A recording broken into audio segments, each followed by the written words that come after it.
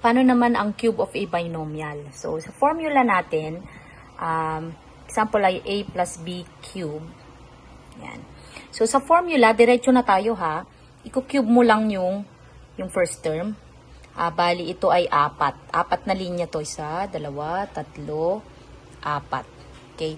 And then, dito sa dulo, yung b cube. Okay. So, paano natin makukuha itong second term? So, 3, lalagyan lang ng 3.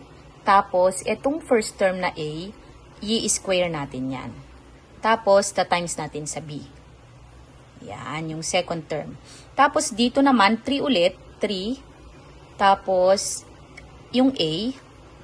And then, yung b naman, ang i-square natin. Yan. So, yan yung formula natin, no? Simplify natin, no? A cube plus, puro plus lang yan. Dahil positive naman yung given natin. A cube plus 3a squared b plus 3a b squared plus b cube. Again, 4 yung linya nito ha. Okay, magbigay tayo ng example. No? Example natin ay x plus 2 cube. I don't know kung ito yung given natin no, sa as it work. Anyway, okay lang. So, kung same lang. So, gagawa tayo ng 4 na line. No? So, 4 na line.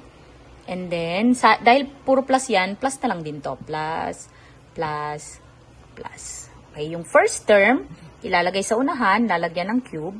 Then, yung last term natin, lalagay sa unahan, ay sa dulo, sorry. Tapos, lagyan ng cube. So, again, dito, 3. Tapos, yung first term, which is x, lalagyan ng square. Sorry, hindi makita.